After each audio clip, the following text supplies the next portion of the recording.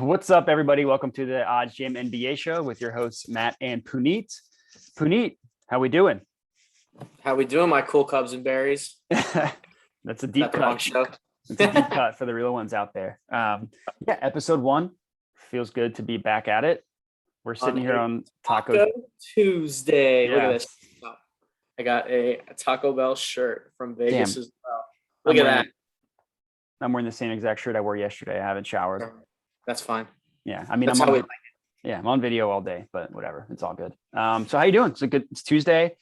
Yeah, It's kind of wild. Tacos.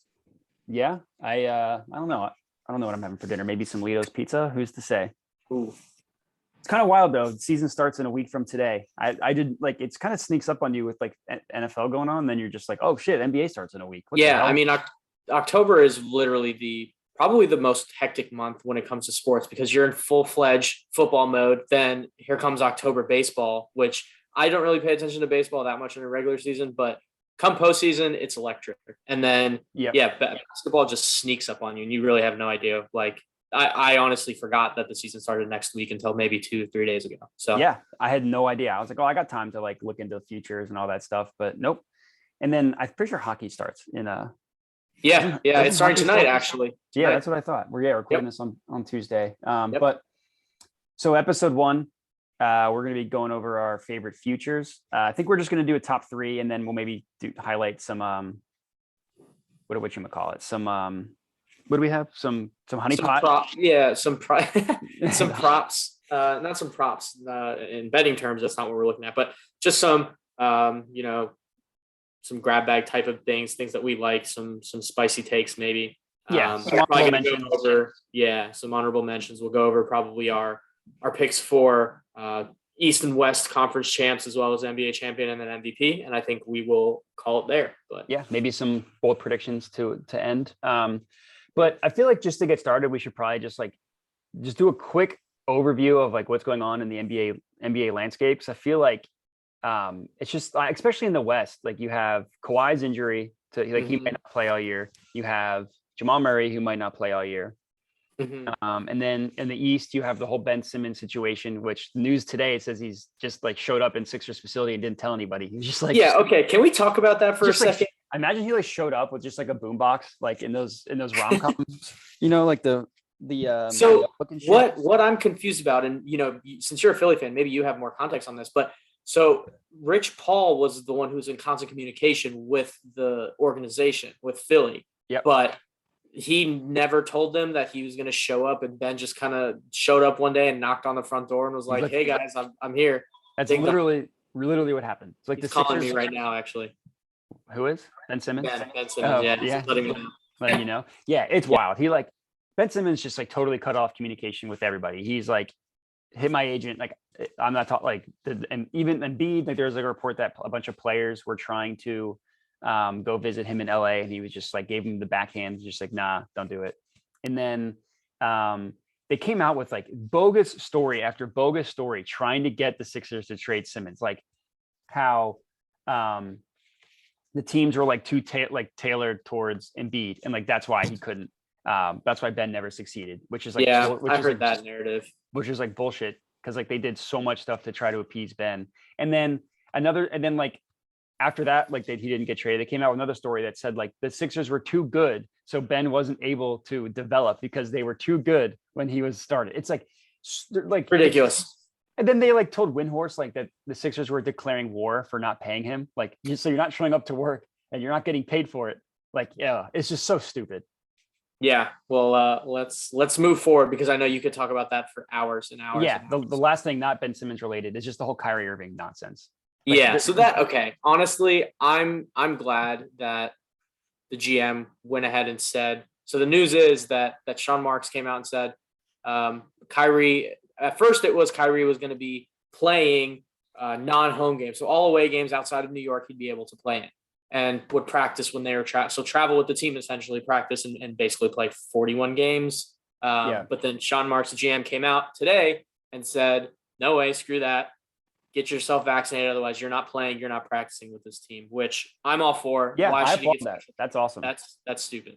Yeah, I agree with you. I think that's good, especially like hey man, like you get paid to do this. Exactly. And it's like, I mean, we don't need to get in the whole political discussion about like the whole vaccine thing. We're both pro-vaccine, Right. and just think it's dumb that people aren't going to get it, but like, Right. whatever. So the only argument before we move forward, the only argument is, what I guess I've seen this around, that some athletes, they are so particular with what they put in their body that they are not sure that, what will the effect be if I take this vaccine. And obviously science has proved that there's not really any side effects to it. Yeah. There have been a few cases, but it's something that I've seen more, I guess, not a lot, but I've seen enough of it for it to pique my interest, I guess. So I read a little bit into it. It makes sense, right? These players have a window of 5 to 7 years on average, maybe, of making millions of dollars a year. Why mess with it, right? So I get it in that sense, and I could kind of get it justified, but ultimately, get yourself vaccinated is what my opinion would be. But yeah, it's hard to say, right? Obviously, we're both pro-vax, but it's always a sticky situation when it comes to your pocket. So yeah, I see that argument, but I just think that like Kyrie's, it's just a conspiracy theory to him. oh, like, dude, yeah, he's like the flat earther, like all that stuff.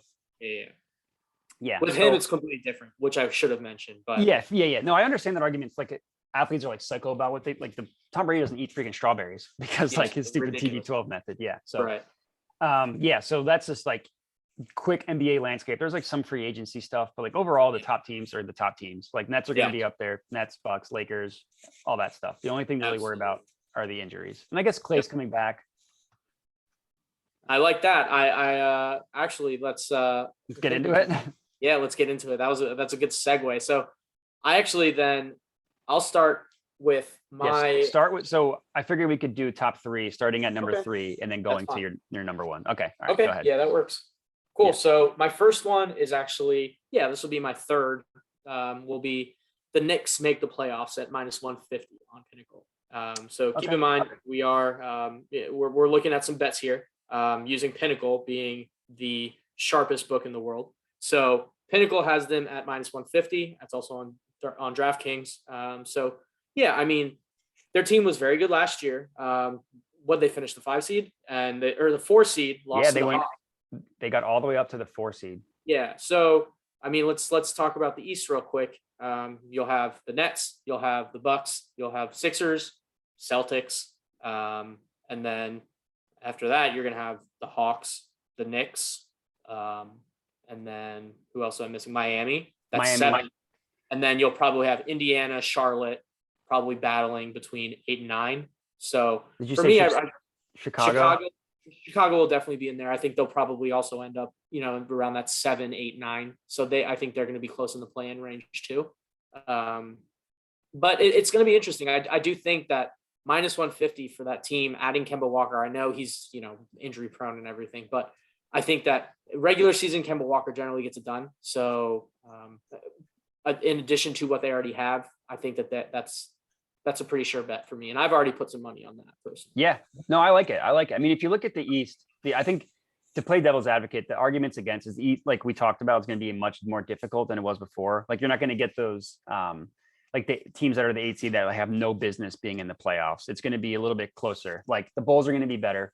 You figure the Raptors aren't going to be as bad as they were last year. Like playing in Tampa Bay, that was just like a lost season for them. They're not going to be as good as we used to, but they'll probably be better. And then, like you said, the Hornets will probably be better. I think if you're looking at the East, there's probably only 2 teams that you can guarantee won't be in the playoffs: the Pistons and the Magic. And then and then there's a couple teams that are like a maybe. It's like the Wizards would be in there. So yeah, I mean, they might take a step back as far as they might not be the 5th seed, but as far as like getting a top 6 or even in the play-in, I kind of like it. I mean, Tibbs is like the regular season coach. He's just going to like play his guys absurd, like stupid minutes. Like if you look at the leader in minutes played, it's all just Knicks players. Like Randall, I think, led the league in minutes played. It's like he just doesn't manage loads or any of that new age science. He blows his load early. Yeah. Well, always. I mean, yeah. Just Tibbs though. So no, I think that's a good play. I think they've got a good infrastructure. Like they're going to win regular season games. Like they're just going to beat who they should beat, and they're not going to lose to who they should lose. Exactly. Or they're not going to beat who they shouldn't beat, except for like, maybe a couple surprise, but like, I think you can count on them to take care of the bottom dwellers. Yeah, I agree with that. So I like it. So my third one, you said yours was minus 150. So my third one was, I tried to get one plus money one in there in my top three. So mine is, I guess, my first one, but my third favorite is the Lakers get the 1 seed in the West, plus 185. Okay. So last year they were, before like Davis and LeBron got hurt, I think they were the 1 seed, right? Or if not, they were like top. They were like top. Yeah, I think they were top 2 or 3, something like that. Yeah, and then LeBron got hurt, Davis got hurt, and then like the wheels fell off and they dropped like all the way to 7. So this year you figure the Suns won't be as good in the regular season just because like something always happens. Like it's rare for teams, especially teams that are that young, that like rely on such young players to be as good. Suns are still going to be good, but they're probably not going to win as many games as they did last year. The Jazz will probably take a step back just because that's kind of, they're not I don't know, they had their one Hawks year. The peak, yeah. And then you look at like Kawhi's hurt, Jamal Murray's hurt, and like no one else in the West would you say is like a threat to get the 1 seed? Like, is there anybody else? I mean, it's like, obviously there are good teams, but as far as like to actually get the one seed. No, I mean, you really think about it. You think about Phoenix, you think about Utah, you think about not the Clippers anymore. But yeah, that was really mine. I really, when I thought about it, I thought about the Suns, I thought about the Lakers, and I thought about the Jazz. The Jazz. Yeah. So that's it. And then when you like look at the Lakers, I mean, this just screams angry season coming from LeBron and company. Like sorry, just a bunch of banging went outside my window. When LeBron, his first year in LA, they missed the playoffs. The next year he gets Anthony Davis, another 1 seed, and they win a championship. And then like they had the short off season, they had they like played until September. They had like less than 2 months rest, and they just were like injured the whole year. Everything went bad. So just this, like, if you just look at the ping pong of how things go, all right, then that's like, give me another LeBron being like, oh, you forgot I'm like the best player in the NBA. Yeah, I get it, but also I don't know. I have I understand your logic. I just see a lot of old players. The Lakers are the oldest team in the NBA by what, like I think 5 years? I think like NBA history, they're the oldest team. Yeah. So it's ridiculous that like I think you're just going to have to expect them to manage loads similar to what or on the contrary of what we were talking about with the Knicks.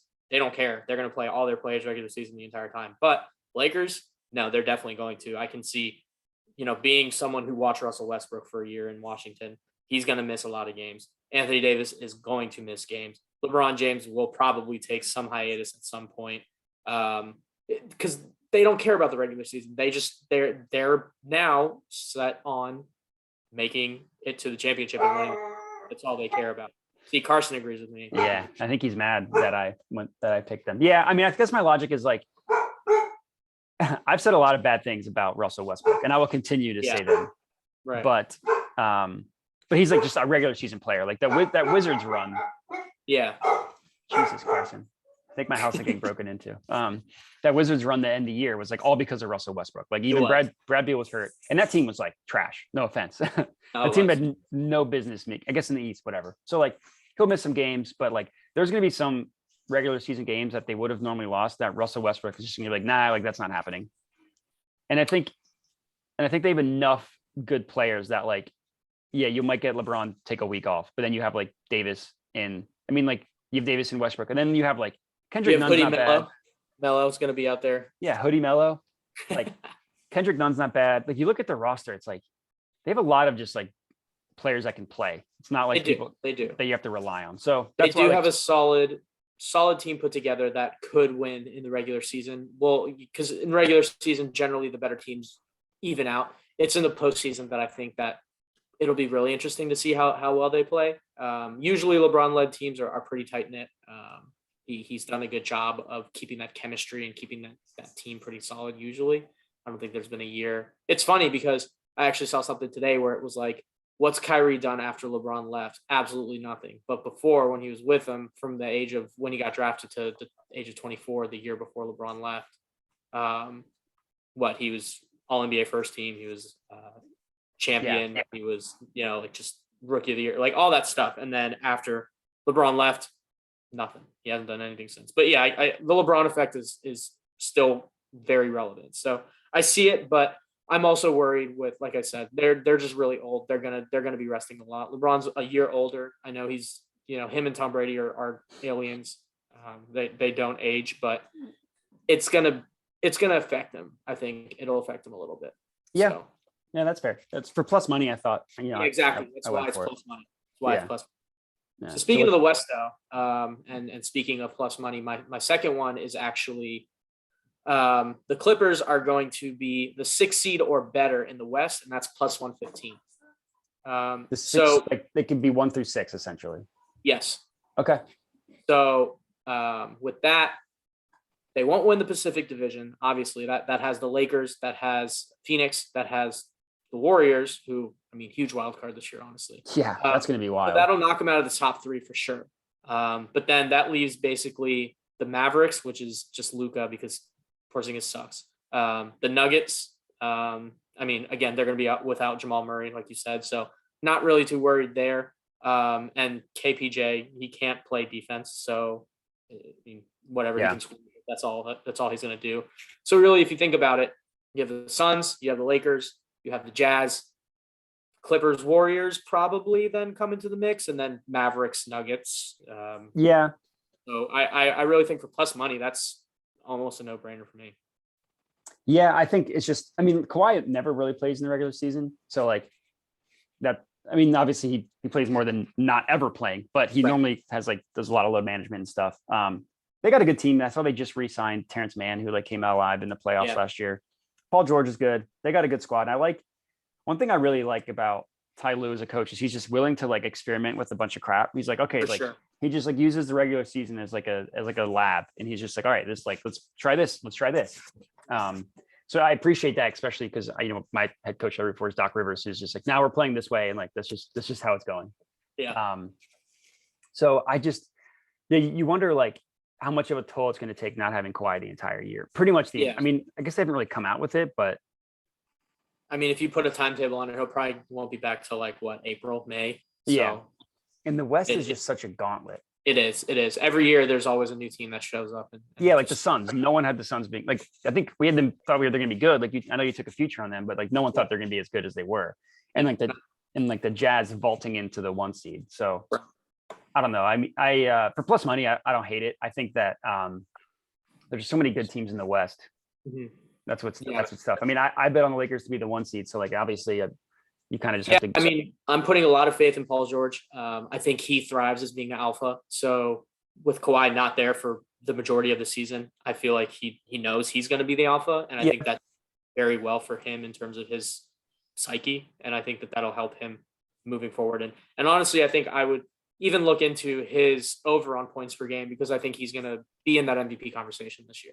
Yeah, I mean, he took a playoff P was like a joke, and then he became like incredible in the postseason last year, missing Kawhi all those games. Yeah, and it's funny. Mental block for the playoffs, I think, will carry over now into the regular season. Yeah, you've seen that a ton of times where like the team has success in the playoffs, and then the following year it like carries over. Like the Warriors went from like a happy-go-lucky, really good team, won the championship, and then we're just like, oh, they're like actually incredible. And then I think you could see that with the Bucks this year, just like getting the monkey off their back. Yep. And it's funny looking at the West, like used to it being such a gauntlet. But if you look at the teams, like the Rockets are going to be terrible. The Thunder are going to be terrible.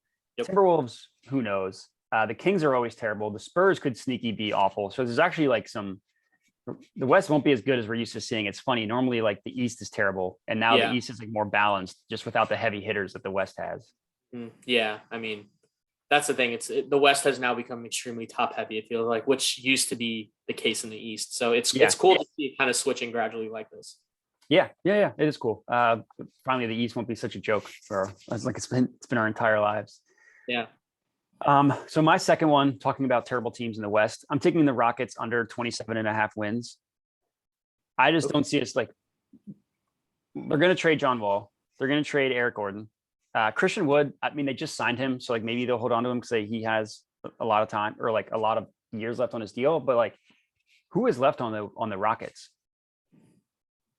Great question. Don't they also have Kyle Porter Jr.? KPJ, who's like had 150-point game and like hasn't done anything else. Yeah, I mean, but he showed up.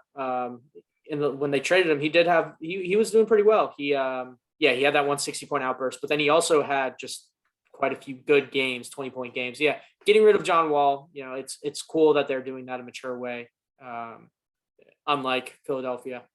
But I don't I think wonder what they're going to get for fault, him. but I mean, it's probably going to be minimal to nothing because he has such an awful contract. So I don't think them trading him is going to really help. They might get some young assets. So they're clearly indicating that they're going to be a rebuilding team.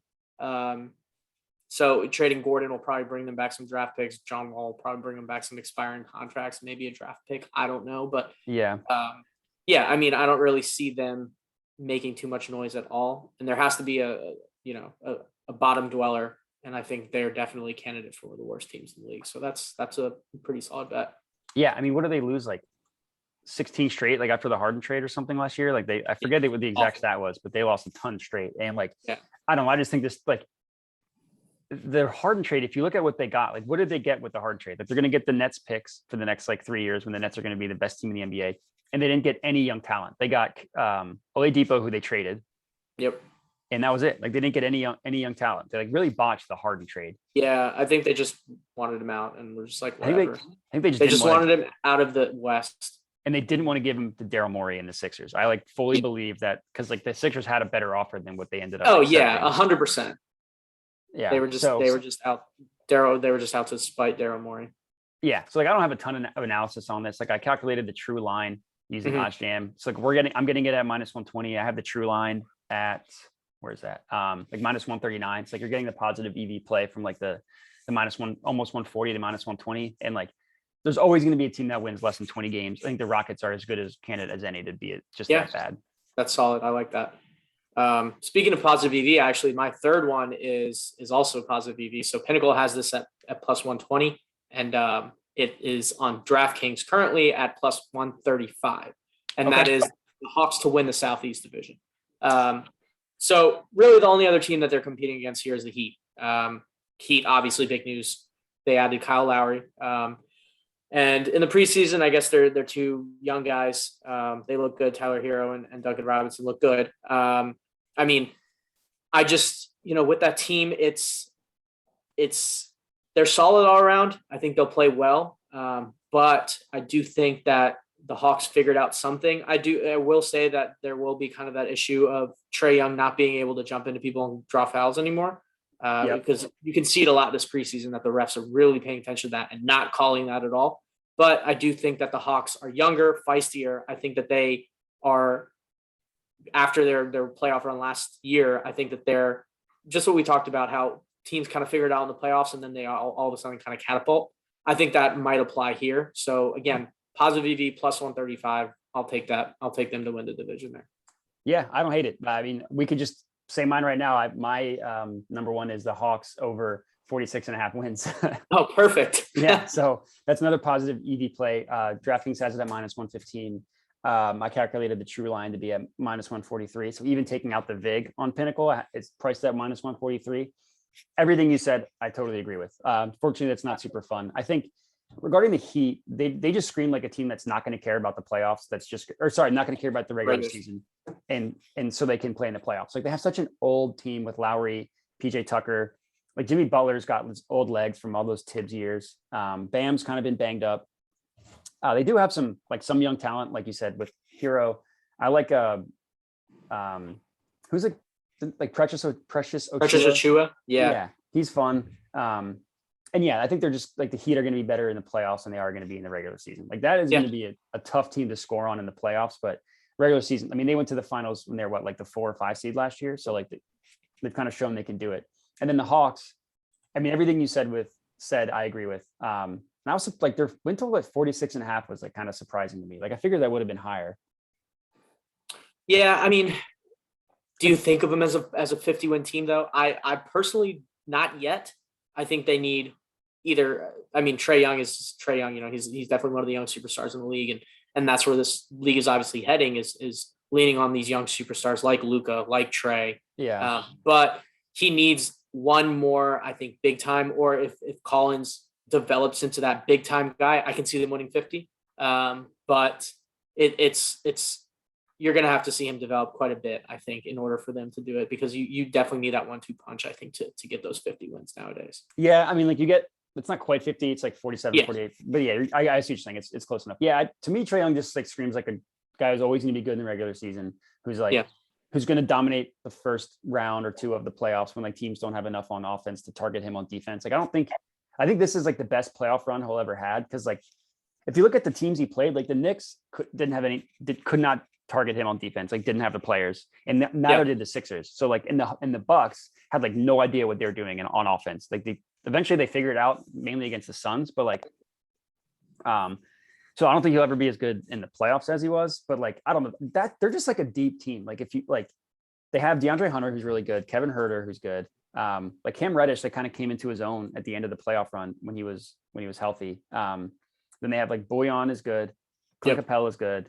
I just think they're just like a young, good, deep team. And then they had like a decent draft. They got that guy from Duke who like Jalen Johnson, I think was his name, who's like has kind of the ceiling potential. So like, I think that they're deep enough where they can afford to like, and if you're going to be good in the regular season, you just have to go like 9 or 10 deep, which is what I think what I think the Hawks can do. And they have like Trae Young who can put up 30 a night against like bad defenses. Yeah, easy without really even trying. Yeah, exactly. So that's funny. We both have something on the Hawks. Yeah. Hey, I mean, it makes sense. That division right there is wide open. So I think it's the Hawks to lose, even though right now the Heat are favored to win that division. Yeah, I see the Heat are at plus 125. Yeah, I mean, I think the Hawks are going to have a better regular season, but if they were to meet in the playoffs, I would take the Heat. Yeah, I think I would agree with you there. And the Heat, I bet the Heat would be favored, even if, depending on obviously how the season goes. But yeah, I think the Heat would be favored in that. Okay, well, do you have any? There is one feature that I didn't put on my top 3 that I have to highlight is Ben Simmons misses his first free throws plus money. I don't know. It's hilarious to me that DraftKings has that special. It's like literally, if you go to DraftKings, it's called Ben Simmons Specials. I love it. It's like Ben Simmons to convert first free throw attempt of the regular season. No, it's plus 125. That's just beautiful. Yeah, I mean, he sucks at free throws. He's terrible. He shot like 30% in the playoffs. Yeah. I don't understand what the heck what happened to him, but whatever. Again, that can be a conversation for another time. Yeah. So you were being a homer. I'll be a little homer too. I actually have. So right now, Beal is his over under for points per game is 31.5. I have my dog here named after Joel Embiid. I think she should make an appearance. Yeah. What's up? She just wanted to say hi. Oh no. Okay, now she doesn't want to say hi anymore. But she just wanted to say, there you go. There's Joelle. Okay, you're done. She's hanging out in the office today. Yeah, she's just, she's in the lab with me. She's playing with Carson. Anyways, sorry, go ahead. Yeah, so you did a little one on the Sixers, so I'm going to do one on the Wizards. Beal is 31.2 points per game over under. I'm going under because I think his dumbass is going to get COVID and that'll impact his performance. I love Bradley Beal, but get yourself vaccinated, man. Just stop being a moron. People have the dumbest reasons for it too. I know. I don't even want to get into that. We're not going to get into that. Yeah, we already have. Like I said, with the amount of travel that's going to take place, I feel like it's going to be a given that he'll catch it at some point or get quarantined at some point or have to, whatever, social distance, whatever he'll have to do. He's not going to play the full 82 game slate. I think he's just going to, his performance is going to suffer because of it. Yeah. It's funny. He's the leader, like as far as points per game leader, he's number one. He's like has the best or the worst, however you want to phrase it, plus 300. And then like next is Luka at plus 425 and Steph Curry at plus 700. Yeah. I don't know, but I'm surprised. I forgot about that whole vaccine thing with him. And I'm surprised to see that he's like the top, I guess it's per game. So he could like miss 2 weeks for COVID and then still. So yeah, I could see that, but I that's what I'm saying. I think his over under is going to be under because I think his performance will suffer. I feel like if he gets COVID or if he has to, quarantine or whatever, I think that'll make his performance suffer in 31.2. And I also think that there's a lot more scores for the Wizards this season than there was. Yeah, we got Dinwiddie. Yeah, we got Dinwiddie. Kuzma's now there, so he's going to be demanding shots. Rui and Denny are both growing. I think Rui's going to actually step up pretty big this year. I think he's going to be kind of the number 2 guy And so I think that's obviously going to take a little bit away from Brad. Obviously, he's still the captain, the alpha, everything. But I think that there's not enough shots to go around for him to repeat what he was able to do last season. Yeah, that's fair. And say what you want about Russell Westbrook, but he'll set you up with shots. So like he probably got a ton. Some of the ones that I really liked, Zach Levine over 26.5 points. You get that at -115. He's in a contract year. I just think he's going to he wants to get his super max. I just think he's going to have like the typical, I mean, he's already been good. I think he's been at 26.5 the past couple of years, or at least last year he was. I just think he's going to shoot a ton. And like Lonzo's going to help him set him up. Vooch is like, finally, he's got someone else who can, like, Vooch isn't that terrible passer in the post. So I think that's like the one player prop that I really liked. Well, what about DeMar DeRozan now? Yeah, that did make me think about it a little bit, but like he's so old and just like jacks up long twos. Yeah, true. Like I still think that Levine could get his 27, even with DeMar there. But it's definitely something. Yeah. And then the last one I wanted to highlight, the Nets' highest point per game total is at Nets to have the highest point per game total is at plus 100. That one, even without Kyrie, like they're just an offensive juggernaut in the regular season. Mm-hmm, mm-hmm. I mean, they have all the tools for it. Obviously, KD, they're going to have Harden, who's not going to be injured like he was last season in the playoffs. They have Blake Griffin. They have Joe Harris. They have they got LaMarcus. Yeah, back. And then they got who's the guy they got from the Spurs? Patty. Then they get Patty Mills. Patty like Mills, they just have and like Bruce Brown was fine. He like sometimes thought he was better than he was, but like he's like they just have like a ton of good players. Yeah. I mean, I don't know what their point or their win total over is, but I'd be curious to see what that is. And it's 56.5. Wow. Okay. Yeah, maybe it's a lot. That is a lot. So it's probably a no touch, but Pinnacle has the sharp play on the under on that one. They have the under at like -145. Yeah, I mean that makes sense. I can see that happening. Yeah, I mean, if I were to bet it, I would honestly bet the over at plus money because like there's always a team that's going to win 60 games every year, and like what's a better opportunity like the Nets just to have that angry season, especially with like all the weirdness around Kyrie, like KD and Harden just stepping up. And see, that's my only reservation with the Nets at this point. And we can roll into now like our East-West MVP champ. So although I do have the Nets winning the East at plus 100, I don't think they'll end up being the number 1 seed. I think because of all this weirdness that is going on, I think that the Bucks will end up being the 1 seed. Or I'll gladly put my value on plus 180 for the Bucks to be number 1. Yeah, I can see that. I think that's a good play, especially because like the Bucks took a step back in the regular season last year to like kind of experiment and stuff. And then they experimented their way to a championship. So I think they're just going to come in this, like there's so much pressure on the Bucks to succeed last year because of the Drew Holiday trade and how much they gave up. And like, because they've flamed out the past 2 years. So I think getting up that monkey off their back. Yeah, I think I like that. I think that's a good play. But I have the Nets coming out of the East as well. They're like, if they don't lose both of Kyrie and Harden, they waltzed against the Bucks in the final or in the playoffs last year. Yeah. I mean, they were Kevin Durant toe away from winning that series anyways. Yeah. So it sucks to see that they lost because I was rooting for them. I really wanted them to win. I was all about them. But I mean, plus 100 for them to win the East. Obviously odds reflect that they're heavily favored to win the East. And I'll take that again, but regular season wise, Bucks plus 180 at number 1. Yeah, no, I think that's a good play. You know, the Nets are actually minus money to come out of the East until this Kyrie news. So that changed. So my prediction to come out of the West, I have the Suns going back. I think that they've been like, I know that you can count on them to take a step back in the regular season, but I think Devin Booker is just a stone cold killer. So I could see him taking a step forward after the finals run. Chris Paul's another year older, which is tough, but like he's still Chris Paul and he always breaks down in the playoffs, but not in the regular season. Then like Ayton's another year older. Mikal Bridges is good. Like I just think that they're just a solid team. Yeah, I mean, they definitely have the tools to repeat. I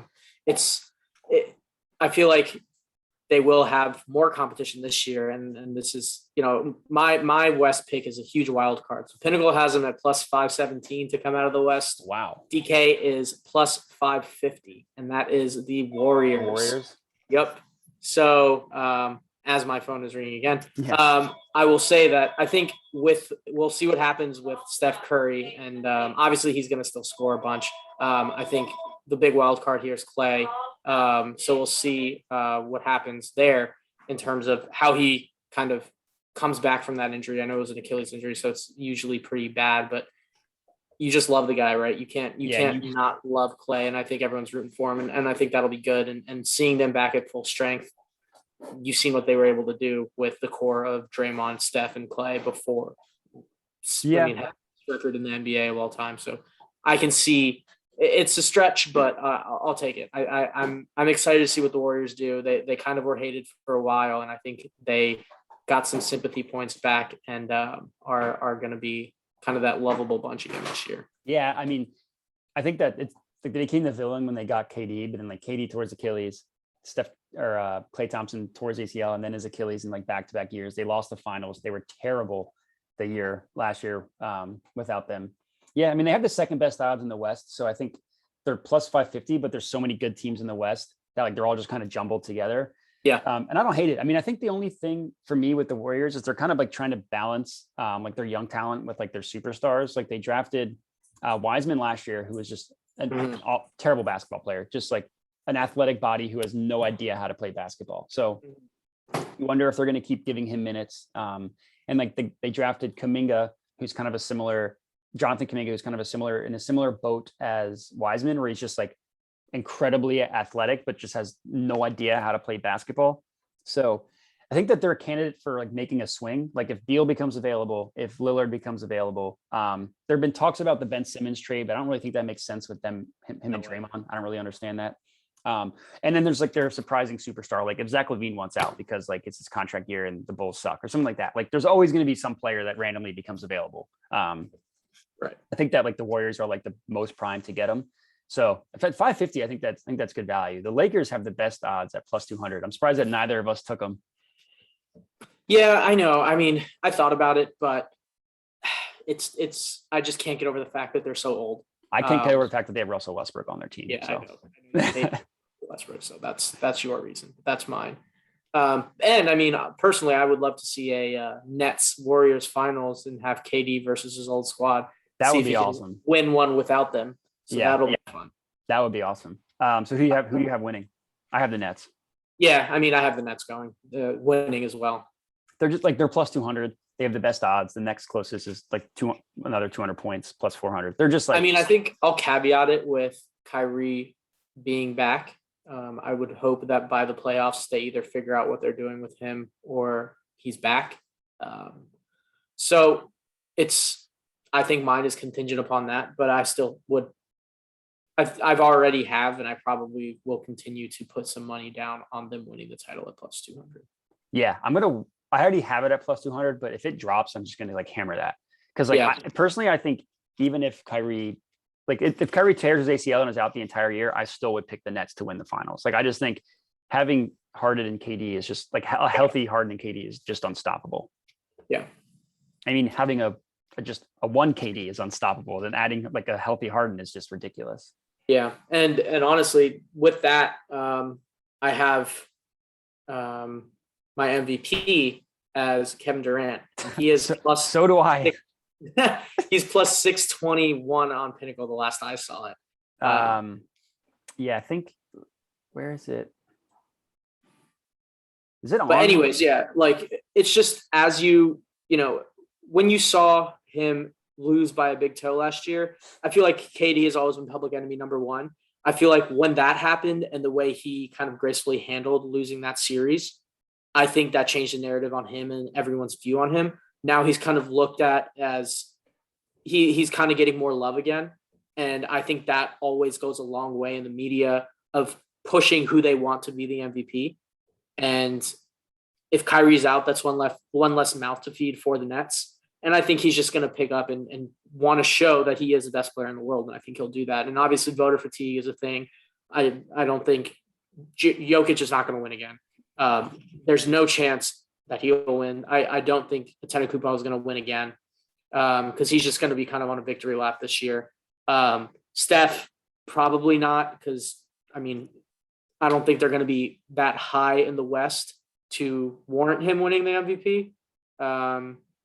But and then who else you got on the East? You have Joel, but I mean, Philly is just a circus right now, so you really have no idea what the heck's going to go on there. Yeah, and Embiid doesn't like. If he was ever going to win an MVP, it would have been last year. He just doesn't play it. He just doesn't play enough. Well, I mean, he got hurt. Otherwise, he was definitely going to win. He would have won if he didn't get hurt. But exactly, that's the thing with him. Like, there's always going to be he even got hurt in the playoffs again.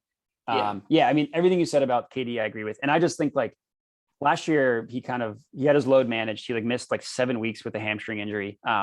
But he played like 48 minutes in like the last 3 games against the Bucks in a 7-game series, like just grueling games. And then he went and played in the Olympics. So like, he's definitely healthy. I think that was the biggest hesitation, is like him being healthy. And yeah, with Kyrie gone, I think he's just going to, like, his point total, I saw it, I think it was like 27 and a half.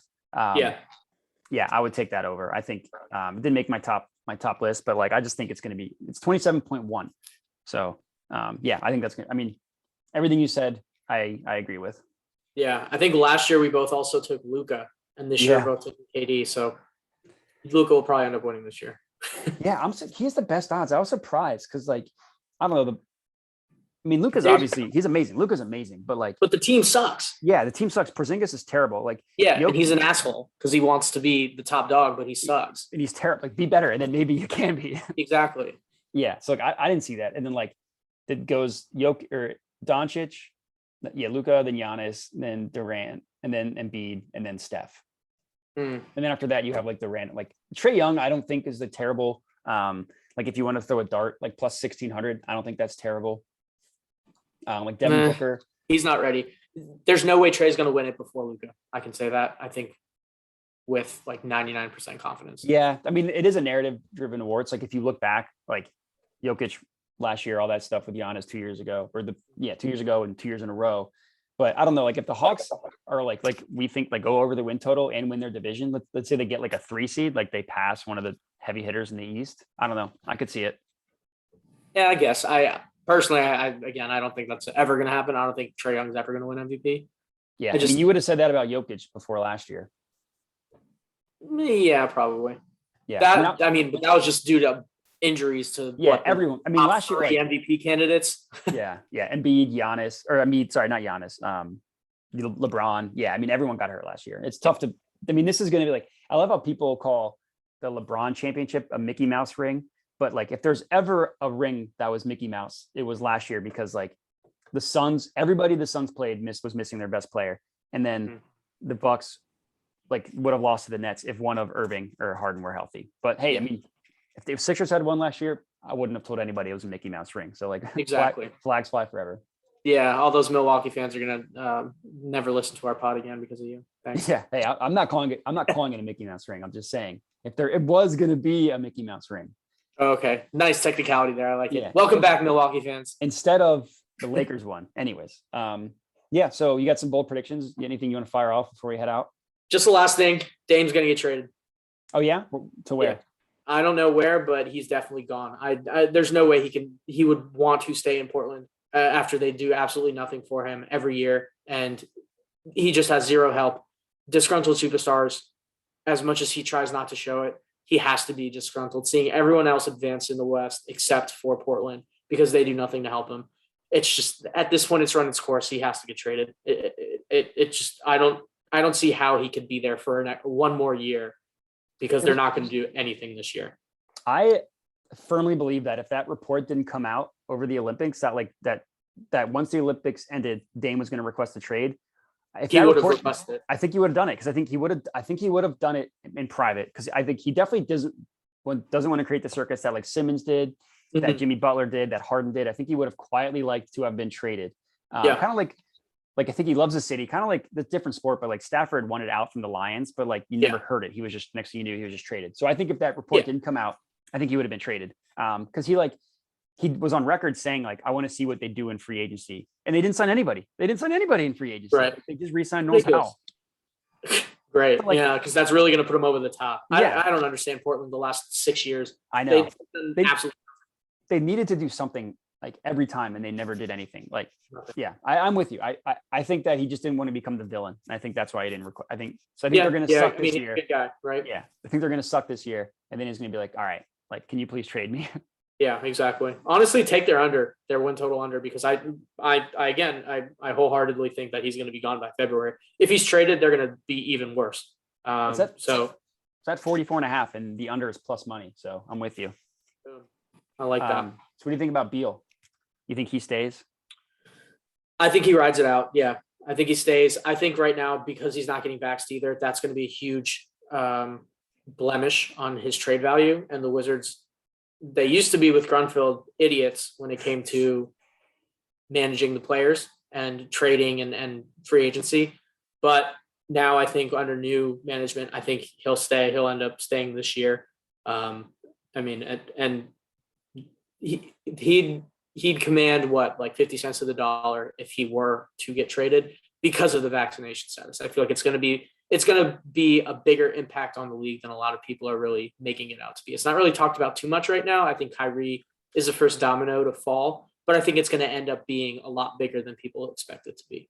Yeah. I mean, like if you were to list the teams that would be like A, interested, and B, have the package, the Warriors would be up there. But like if he gets traded to the Warriors, he can't play at home. Like he can't play Exactly. like the Andrew Wiggins. Like Wiggins, he was forced to get vaccinated. Yeah, exactly. So like, yeah, I can see that. I mean, he's always been loyal to the Wizards, even sometimes to a fault, because they've had some terrible teams with him. Yes. But like, he's always like, he seems to like it in DC. He doesn't seem to like want to be the bad guy. I think he just like is cool putting up 30 points a game and losing. And they might not be terrible this year. So who knows? Yeah. I mean, I don't think Bill gets traded. I don't think Dame does either. I think it's going to happen at the end of the year. Okay, fair. But yeah. All right. Well, first episode in the books. How do you feel? How do you think that went after a little bit of a hiatus from what was that last one we did in March? Yeah, it was a long time since we've done our last pod, but I'm glad to be back, and this is fun. And actually using some sharp tools now with Pinnacle, using OddsJam makes everything so much easier. So I'm looking forward to the journey throughout the NBA season.